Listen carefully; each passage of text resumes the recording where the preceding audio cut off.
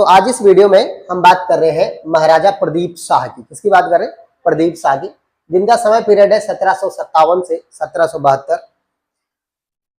आप time period देख रहे हो, 1717 से 1772, इतना लंबा समय। ये पवार वंश में सबसे लंबे समय तक राज करने वाले व्यक्ति राजा है। क्या नाम है? प्रदीप शाह। क्या बोला मैंने? पवार वंश में सबसे लंबे समय तक राज करने वाले राजा का नाम क्या है?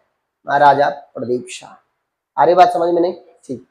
तो 1757 से 1772 तक इनका समय पीरियड रहेगा। क्या परिस्थितियां रही, थोड़ा सा इन्हें समझते कि कैसे ये गद्दी पर बैठे, ये भी थोड़ा समझना पड़ेगा।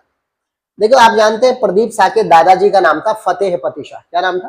फतेहपति शाह। इनकी मृत्यु हुई 1716 ईस्वी में। कब हुई? 1716 में फतेहपति शाह की मृत्यु हो गई। जब उनकी मृत्यु हुई तो उनका बड़ा बेटा उपेंद्र शाह गद्दी पर बैठा। कौन बैठा? उपेंद्र शाह गद्दी पर बैठा। उपेंद्र शाह गद्दी पर बैठा, वो 7-8 महीने या 9 या 10 महीने ही राज कर पाया और उसकी आकस्मिक मृत्यु हो गई। उपेंद्र शाह की पत्नी का नाम था कटरायणी।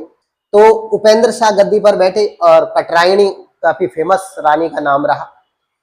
9-10 महीने ही राज कर पाई, उपेंद्र शाह की मृत्यु हो गई। उसके बाद गद्दी पर बैठे फतेहपति शाह का दूसरा बेटा दिलीप शाह। कौन गद्दी पर बैठा? दिलीप शाह। मगर दिलीप शाह भी 2-3 महीने ही जिंदा रह पाई और उनकी भी मृत्यु हो गई। दिलीप शाह की पत्नी का नाम था जिया कनक देवी। क्या नाम था?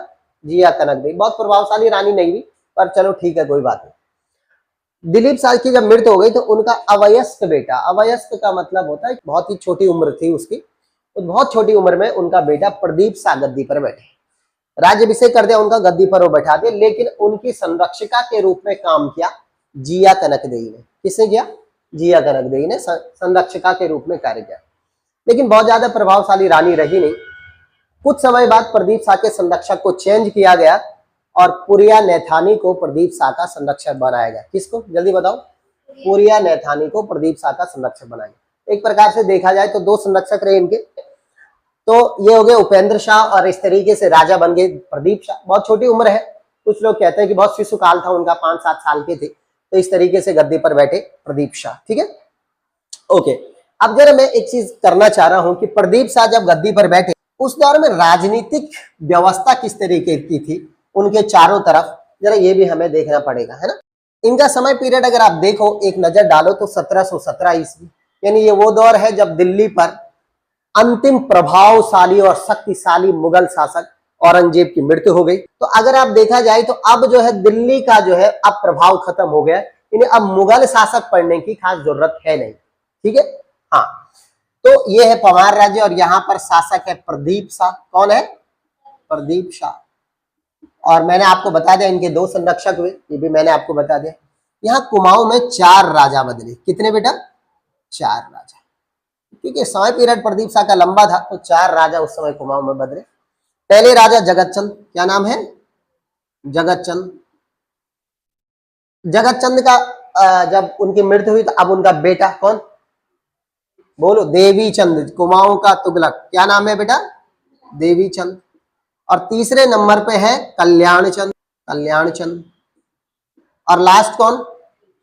दीपचंद। ठीक है, ये 4 शासक उस दौर में कुमाऊं में रहे चंद वंश में। पहले थे जगतचंद, सेकंड नंबर पे देवीचंद, थर्ड नंबर पे कल्याणचंद और चौथे नंबर पे दीपचंद। इस तरीके की राजनीतिक व्यवस्था थी प्रदीप शाह के बगल में कुमाऊं में। ठीक, अब क्या पढ़ने वाले आज इस टॉपिक के अंतर्गत, प्रदीप शाह के अंतर्गत हम क्या पढ़ने वाले, इस पर जरा ध्यान दें। पहला हम पढ़ने वाला, हमारा पहला पॉइंट होगा 5 भाई कठेतों का विद्रोह, इसके पढ़ने वाले। दूसरा पॉइंट होगा प्रदीप शाह द्वारा लड़े गए प्रमुख युद्ध।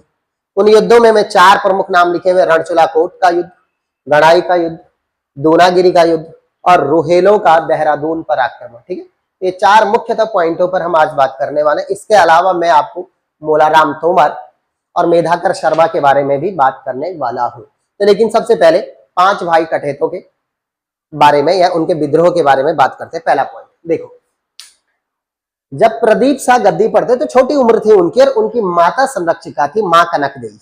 संरक्षिका कौन थी? उनकी माता जिया कनक देवी संरक्षिका। उस दौर में यहाँ रवाई के क्षेत्र में सदर सिंह कठैत नाम का एक व्यक्ति, उसे पवार राज्य की ओर से सौंपा गया था रवाई जौनपुर के क्षेत्र में कि तेरा काम है वहां से भू राजस्व इकट्ठा करना। क्या करना? भू राजस्व। और उस भू राजस्व को इकट्ठा करके आपको श्रीनगर लेकर के आना है। कुछ समय बाद सदर सिंह कठैत की मृत्यु हो गई और अब सदर सिंह के स्थान पर अब वहां रेवेन्यू को कलेक्ट करने का काम जो कर रहे हैं वो है उनके 5 बेटे। कितने बेटे हैं? 5 बेटे। अब वो 5 बेटों को इतिहास में क्या नाम दिया गया? 5 भाई कठैत। क्या नाम दिया गया? 5 भाई कठैत। 5 बेटे जो थे वो रेवेन्यू कलेक्ट करके लेके आए श्रीनगर। जब वो श्रीनगर आए तो उन्होंने देखा कि राजा बहुत छोटा है, छोटी उम्र का, अवयस्क राजा है और छोटी उम्र का है। और दूसरी चीज है कि जो रानी है, रानी कनकदेवी, वो भी इतना ज्यादा ध्यान देने वाली या प्रभावशाली रानी नहीं है। समझे कि नहीं? उतनी ज्यादा प्रभावशाली रानी है नहीं।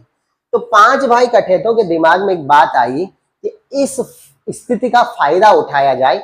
हम ऐसा करते हैं कि जो रेवेन्यू कलेक्शन जो हम हो रहा हम उसको देंगे ही नहीं श्रीनगर। समझे कि नहीं? और कौन आएगा? ना तो राजा आने वाला है और रानी वैसे ही उतनी ज्यादा प्रभावशाली, ना तो रानी आने वाली। तो उन्होंने किया ही वैसे ही, वो श्रीनगर से वापस गए। उसके बाद उन्होंने जब जब रवाई जौनपुर के क्षेत्र से पैसा इकट्ठा किया और जो भी रेवेन्यू उन्होंने कलेक्ट किया उसके बाद उन्होंने राजधानी श्रीनगर भेजा। अब इनकी जो लालच था 5 भाई कठैतों का वो बहुत ज्यादा बढ़ गया। उन्होंने कहा देखो ऐसा है, पूरे रवाई जौनपुर क्षेत्र पर तो आप समझो हमारा कब्जा हो गया। इन्होंने बहुत अत्याचार किया उस क्षेत्र में।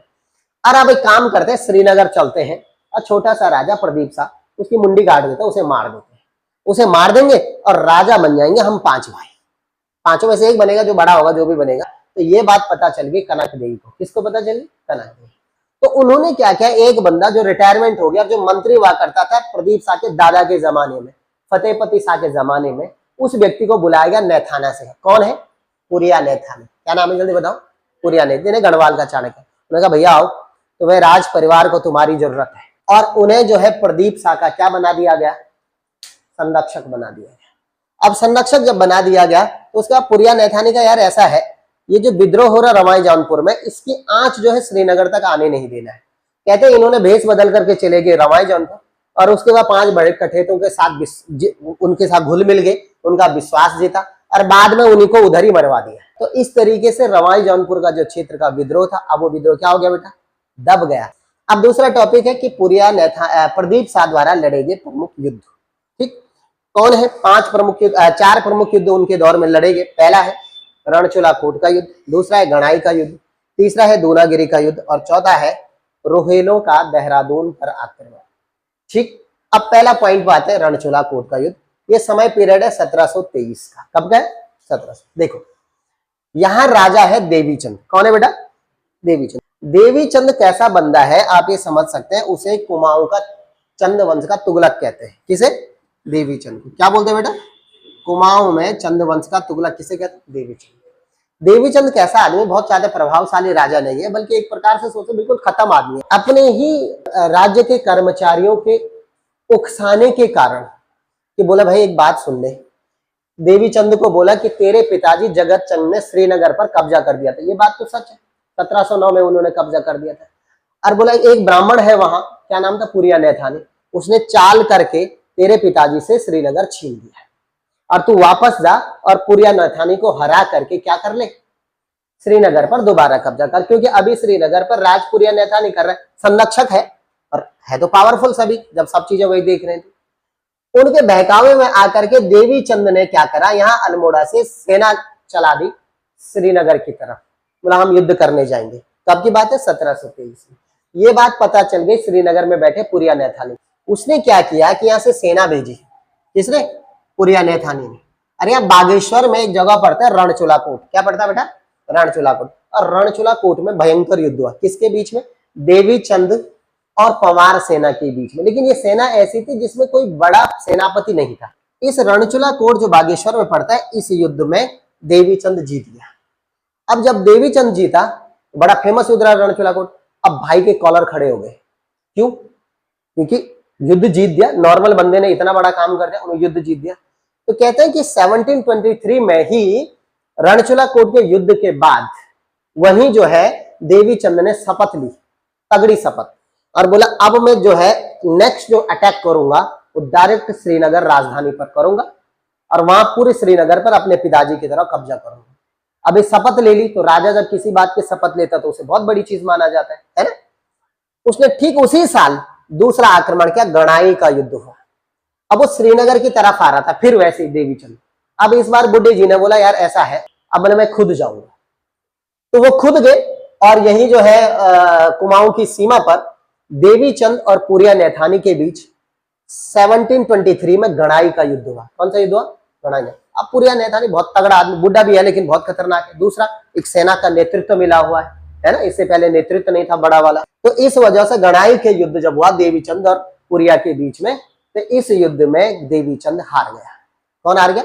देवी चंद हार गया। अब देवी चंद हार गया और बहुत बुरी हार से हार गया। अब देवी चंद वापस जा रहा है अल्मोड़ा की तरफ।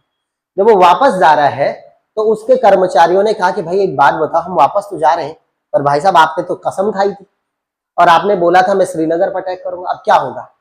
तो कहते हैं कि इतिहासकारों ने लिखा हुआ है कि गणाई के युद्ध के बाद जब वो वापस जा रहा था, अल्मोड़ा के नजदीक उधर नैनीताल और अल्मोड़ा के बीच में एक जगह पड़ती हवाल बाग। क्या पड़ती? हवाल बाग। तो बंदे हवाल बाग में उसने ऐसे झूठ मूठ का युद्ध करवाया। आधे सैनिक अपने एक तरफ के, आधे सैनिक एक तरफ के, आपस में ऐसे युद्ध करवाया। और एक ऐसे नॉर्मल से सैनिक को बोला तू क्या है? तो बोला प्रदीप शाह है तू। और उसके बाद सैनिक की मुंडी काट दी। अब बोले मैंने प्रदीप शाह को मार दिया। ऐसी झूठ मूठ में अब पूरे राज्य में अफवाह फैलाई कि जो है देवी चंद ने किसको मार दिया? गणाई के युद्ध में प्रदीप शाह को खत्म कर दिया। पूरे राज्य में फैलाई। तो बाद में पता चला कि प्रदीप शाह जिंदा है। तो इसी कार्यों की वजह से देवी चंद को कुमाऊं का तुगलक कहा जाता है। क्या ये बात समझ में आई? अब तीसरा आक्रमण है बाबा दूनागिरी का युद्ध। ये समय पीरियड है 1743। जब प्रदीप शाह गद्दी पर बैठे तो इन्होंने कहा देखो कुमाऊं के साथ जो हमारी बहुत प्राचीन समय से आ रही जो दुश्मनी है, अब उस दुश्मनाई को खत्म करते हैं। ठीक, और इस दुश्मनाई को हम खत्म करते हैं तो उन्होंने क्या करा, अपने शांति दूत भेजे। किसके दरबार में? अब कुमाऊं पर अब दूसरा राजा आ गया जिसका नाम क्या बेटा? कल्याण चंद। तो प्रदीप शाह ने कल्याण चंद के दरबार में दूत भेजे, 2 दूत भेजे और उन्हें शांति दूत के रूप में भेजा कि भाई अब हम कभी भी आपस में लड़ाई नहीं करेंगे, कुमाऊं और गढ़वाल के बीच में लड़ाइयां नहीं होंगी, हम चाहते हैं कि हम आपस में दोस्ती निभाएं। तो ये बात कल्याण चंद ने भी कहा कि ठीक है भाई, बहुत बढ़िया बात है, हम आपस में जो दोस्ती करें। लेकिन कुछ साल बाद क्या हुआ कि 1743 में यहाँ उत्तर प्रदेश में एक जगह पड़ती है रोहेलखंड। क्या पड़ती है बेटा? रोहेलखंड। और यहाँ के निवासियों का कहा जाता है रोहेले। क्या कहा जाता है? जल्दी बताओ। रोहेले। उन रोहेलों ने कल्याण चंद पर आक्रमण कर दिया। क्यों किया? क्योंकि ऐसा हुआ कल्याण चंद के समय में एक बहुत वहां विद्रोह हुआ कुमाऊं में, जिसे कहते हैं फरत्यालों का विद्रोह। फरत्याल जाति ने विद्रोह किया और फरत्यालों के विद्रोह को दबाने के लिए कल्याण चंद ने कहा कि सारे फरत्यालों को मार दो। उन्होंने सारे फरत्याल मार दिए, लेकिन एक फरत्याल भाग करके रोहेलखंड के सरदार अली अहमद खां के दरबार में एक फरत्याल ने जाके शरण ले ली।